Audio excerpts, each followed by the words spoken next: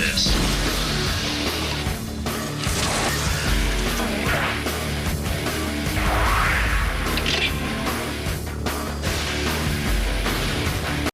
What's up, guys? Welcome back to the channel. Today is another horror talk, episode 15, and got Greg as usual. Hey everybody! Today is the last drive-in episode. The last basically drive-in. just talking about Joe Bob, And the last drive-in specifically, but you know. Yeah, we'll go into a little bit of everything. But I did a video in the past on Joe Bob, but I just figured I'd do another one. there's a lot to talk about, so let's get to it. So, the last drive-in, the reason we all have Shudder, right? Yeah. It's the money maker. It is. It really is for them. It's you know it's their cash cow, but it is a great show. I mean, and it's funny because it's not a new show by any means. Joe Bob Briggs, John Bloom, his real name, has actually been doing this exact same show since like the early '80s when he was on drive-in theater, and then he got canceled on that, and then he was on Monster Vision on TV. He has not changed the format of the show Last at all. Call. Yeah, oh yeah, all those. Yeah, it's great because Joe Bob Summer that's how School. you know the show is excellent because he's not changed it like one bit. Basically, it's the same show that's been on all this whole time. So if you're not familiar, which I would assume you are, but basically he shows a movie, a horror movie. And, you know, he'll have these little segments where he interrupts and talks about things. Yeah. Oftentimes he'll have guests from the movie, like whether it's an actor or a director or whatever, on to talk with him about the movie, which is always great, too, seeing some of your favorite guests on The Last Drive-In. So with that, there's also the drive-in totals. You want to talk about the drive-in totals? That's one of the staples of the show. Drive-in totals, you know, you got your blood, breasts, beasts, all. Yeah, he counts up the dead bodies, the number of breasts, you know. You gotta have your food. Yeah, different kinds of food. You got all the. understand Yeah, that. well, no, just like the action stuff. You know. Oh yeah, like, there you go. Like Figured it out. machine gun foo, or grenade foo. I got Or it. beer can foo. It's got. The drive-in totals were great. The drive-ins that is like one of the hallmark parts of the show. It's like his own signature. It gets you ready, gets you psyched to see the movie. It's like, oh, I can't wait to see all this machine gun food that's going to happen in this movie, or Heads roll, arms roll. It gives you all the good. It spells out all the good parts for you to watch for throughout the movie. Yeah. Which is a lot of fun. It makes watching the movie a lot more fun. Drive-in totals. Now, the new male girl, Darcy. Yeah. You like her? Yay or nay? So I'm going to give you my honest. I don't not like her. I think she's good. Yeah, she's great. She's good, but I feel like. Okay, so if you watch the old Monster Vision and stuff, like the male girl was like a pretty small part of the show. Yeah, they had She'd come on Rusty like for like and Honey and all that. there was like Honey, who was the original male girl. There was Rusty, Cat Showers for a little bit. But the point is that she would only come on for like one segment of show, and like do her mailbag thing, and she read a letter. She'd read a letter, and she'd joke around with Joe Bob, which is fine. But anymore, like Darcy has become a co-host more than just the male girl, which I guess some people don't like.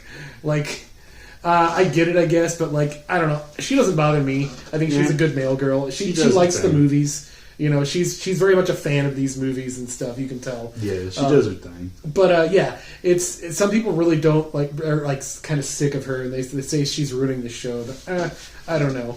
Yeah, it's up for debate, I guess. That's true. Yeah, I think it's fine. But let's see, what do we got next? So the show started in 2018 on Shudder. There was an initial marathon. I think it was 9 movies or something like that. Yeah, it was Dust Till Dawn marathon. Yeah, it was a Dust Till Dawn marathon, 9 movies. And as far as Joe Bob knew, this was going to be his one go at it, his one shot. He thought the show was going to end after this. Yeah. But due to overwhelming popularity of that marathon, that marathon... It really broke the internet. It broke the internet. It shut down the servers there because it was overloaded with clients. But... So he thought that was going to be it, but then due to that overwhelming popularity, they made it a full-time show, which is great. We get one season every summer. You get Austin directing. Yeah, Austin Jennings is director, yep. Yeah, he's good. Yep, you get Yuki Nakamura, the Tokyo Cowboy. Is he not on there anymore? Yuki and John left, I guess. I thought Yuki was still on the last season. I know John's gone, obviously. That was a whole thing. Yeah, it was a whole ordeal. Yeah. Yuki, I don't think... I thought he was on that last season. Maybe I'm wrong. Maybe. I could have been. I don't know. Yeah. I know the season's not over. Season 7. True. It's still going on. So then that led to a bunch of specials. Yeah. So the first one he did was a Halloween special, which, obviously that was one of my favorites. Which, yeah, exactly. I was going to say, so he's done Halloween, he's done Christmas, he's done Valentine's Day, He did do one Thanksgiving special, which, I mean, I want more Thanksgiving specials, honestly. Yeah, we only got one. I feel like that's an underrated, like theme for your horror hosting thing is Thanksgiving. But anyway, so do you have like a favorite Halloween episode? Well, obviously John Carpenter's Halloween. Yeah, I mean that's a hard one to beat. That first special, Halloween Hootenanny. The Halloween Hootenanny, his first one, he did Halloween 4, and Halloween 5, which that's a tough one to beat. I mean, we've had a lot of other good episodes for Halloween episodes, but that one's tough to beat. Christmas, for me, I think it was probably also that first one where he had... Phantasm movies. Oh, yeah, the Phantasm movies, they were great. I was going to say the one with Black Christmas and Silent Night, Deadly Night 2. Yeah, and what was it, Jack Frost? That's a tough combo to beat right there. That was great movies. Lonely Red Christmas. Yeah, oh yeah. That was... they have albums, too, which is pretty crazy. Oh, it is crazy. Joe Bob's got, albums. Yeah. And you have... I don't know if you brought it, but you have the...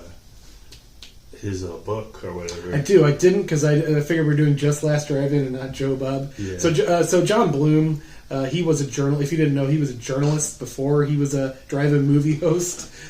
So he was a journalist, and he's written several books, like even some that aren't related to film. But so yeah, he got to start by sneaking his drive-in reviews into the back pages of the paper. Of the Dallas. I think it was the Dallas Tribute. I think is what it was. So then, like the Movie Channel, which was like a cable premium network in the '80s, noticed those reviews, and that's how he got the gig on drive-in theater. He got the job. Yep, he became the permanent host of that, and now because of that, we have The Last Drive-In. It's fantastic. Yeah.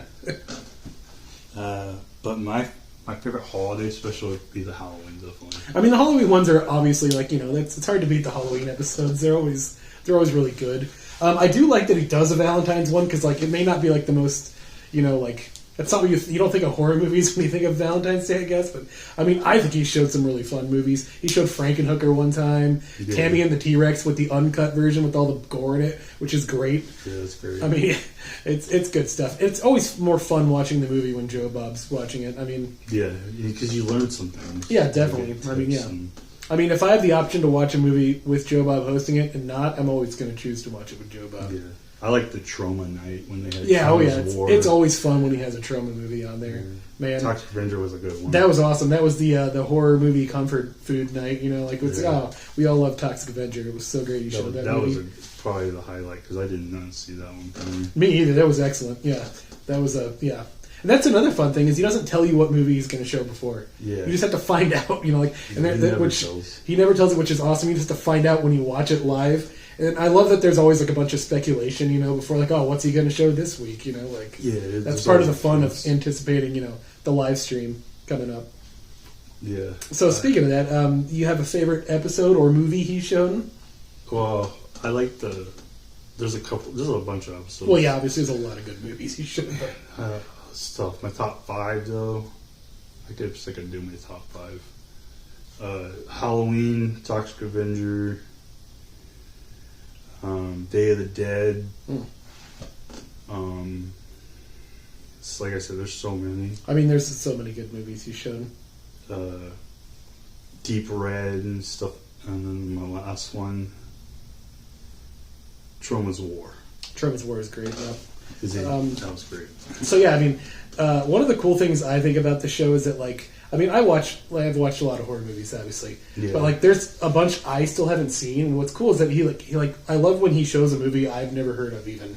Yeah. Like The Living Dead at Manchester Morgue, I'd never heard of that movie before he showed it, and that one was really cool. I really enjoyed that movie. Another one that's one of my very favorites is One Cut of the Dead, which is that Japanese. That movie is so. I would have never saw that movie probably had it not been on Last Drive-In. That movie is so good.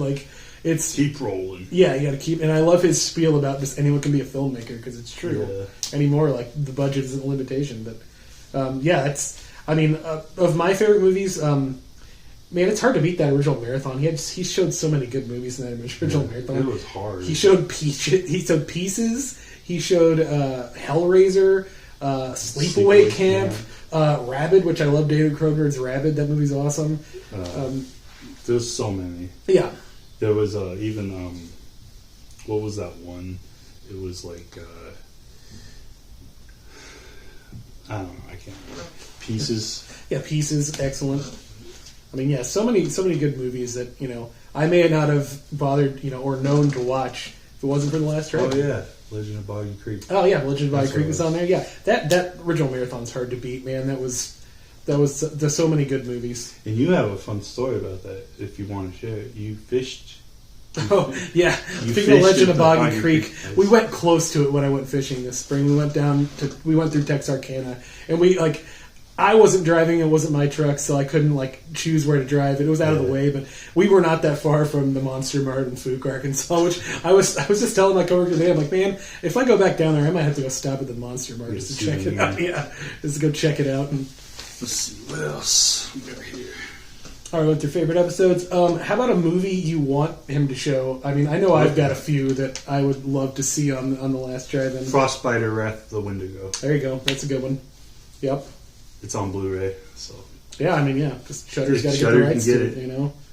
That's part of the problem. That's one I think would be great on there. There's definitely.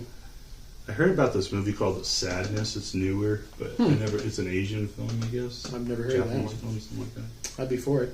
He shows foreign movies quite a bit on there, so yeah, sure he'd be up for it. Tetsuda the Iron Man. Yeah, that was an obscure one I probably would have never saw if it wasn't for. Yeah, I didn't know to seek that one out. That was great, though. Yeah, that was a good movie. That was a crazy movie, for sure. For me, I've always wanted him to show Tobe Hooper's Eaten Alive. Because it seems like the perfect movie for the that's right. You mentioned. I mean, it's set in East Texas. It's about a murderous redneck and his crocodile that he feeds people, to. It just seems like a perfect fit for the last drive-in, Do Crocodile Night. I mean, yeah, he did show crocodile. That's right, but I want one more. I want to eat alive. Lake Placid and that's on there. Yeah, we could do way more. We could do way more animal horror on there. You said. Yeah, Eaten Alive, Tobe Hooper. Another thing I've always wanted to do was I want another Thanksgiving special, like another Dinners of Death. Yeah. I've always wanted that, and one of the movies I want him to show is Rabid Grannies, because if you remember that movie, most of the action starts when they're at the dinner table, so it seems perfect for a Dinners of Death movie. There's a bunch of really that's fun. A great movie. Anytime he shows a trauma movie, I'm pretty excited because he's usually pretty good. Bloodhook could be another good one for the last drive-in. I think what's the one he showed last week? Was that Crocodile? Yeah, Crocodile. Not the last week, but the last episode. Yeah, Crocodile, which was a foreign film. I never seen that. I saw it. It was all right. I mean, I didn't love it, but it was. I watched it. Fun movie. It was a Jaws ripoff. I mean, blatantly, which is what the theme of that night was. It was a fun movie. It was worth a go. Yeah. You want to show? Oh yeah. So I did bring. So I got mine right. You've got yours, but yours isn't last drive-in specific. I figured I'd show mine. Yeah. It's the last drive-in one. When we met him in what was that 2023? Yeah. He came to Panic Fest. That was your first time. That was my second time.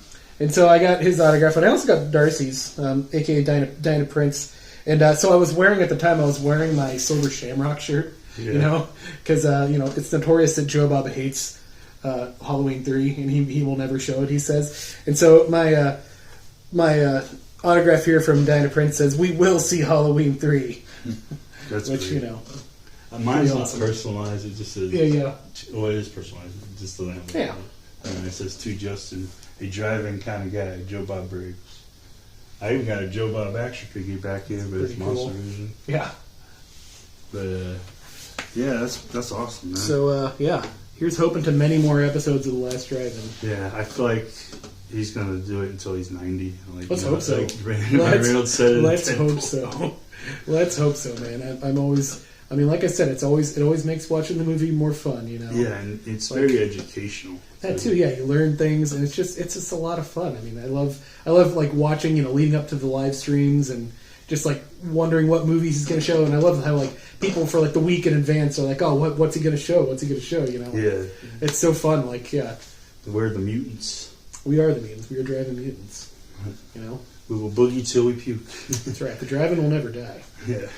But anyway, I think that's pretty much everything. Yeah. Is there anything else you want to talk about him? I think we covered it, Yeah, it was short and sweet, but that's basically our horror talk for today. If you like these kind of horror talks, don't forget to like and subscribe, and let us know what your favorite episode is in the drive-in. And remember, the drive-in will never die.